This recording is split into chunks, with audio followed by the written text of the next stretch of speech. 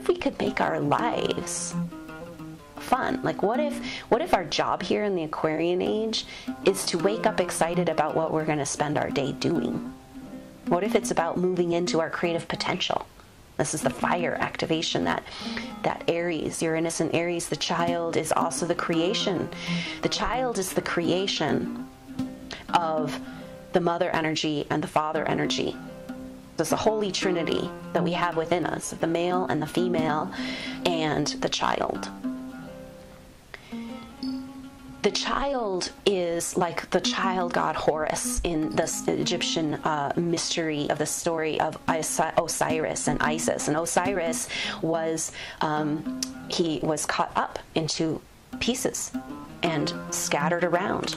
And this is a lot about a metaphor for what we've gone through in our separation from Source, in convincing ourselves so deeply and intensely. Our humanity has convinced itself that it's just a separate existence, not part of the whole, or not part of, not connected to Source, just there, you know, for a material benefit, gathering more items, gathering more money and surviving. And we're so much bigger than that.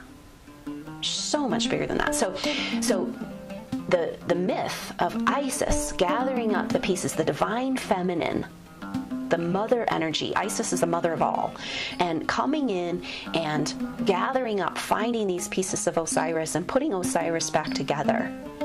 So the fragmented self being united back into connection with Source.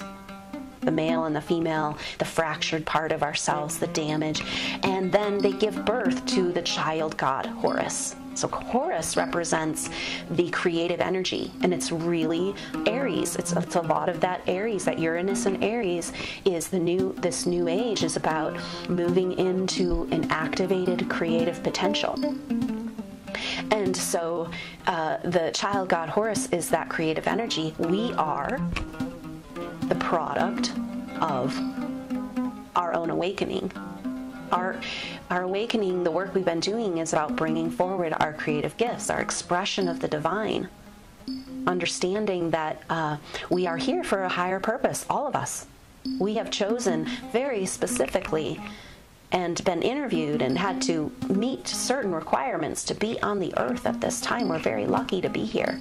And yet most of us walk around burdened by life and the responsibilities. So the Aquarian age is about, hey, you guys, this Uranus and Aries is like part of this revolution, this change, this breakdown of the way things have been. It's about learning how to do it the fun way. That if we are, in fact, as quantum science has proven to us, a part of everything, we're part of a one whole, then we really should stop being so hard on ourselves. Maybe start recognizing ourselves as an expression of the divine. So if we are here to experience God and consciousness, that, you know, that we're God experiencing himself through us, then, and that's the divinity that is outside of duality. If we're going to really truly honor and start to live by that truth, then we have to start to honor ourselves as divine. There's no way around it. But unfortunately, the programming has taught us to continually beat up on ourselves, self-depreciation, and this rather worm-like existence that has been kind of bred into humanity to feel separate from everything, and therefore just a piece of dirt, just a speck in the ocean. Well, we are just a speck in the ocean of everything, but it's a very important speck. We are all incredibly important to this evolution right now. And that is further activating and speaking to the power of the individual. So Aquarian energy is a lot about humanitarian ideals and what's best for the whole, but it also has a very strong energy of the individual, the quirkiness. It's finally safe for us to really be who we are. The Piscean age was about judgment. and about weeding people out who weren't conforming and targeting them. But in the Aquarian age, we're being called to be our true selves, to be our individuality. Our strength as divinity is to be our unique self, to let our freak flag fly.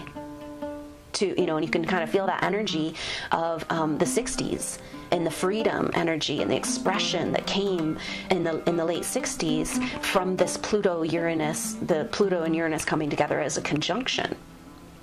So now they're coming together as a square, which has a lot more tension to it, but we are still having this energy of a revolution. And it's like the next stage of the revolution. This revolution isn't going to work to be a violent revolution. It's a revolution that is about the empowerment of our individual.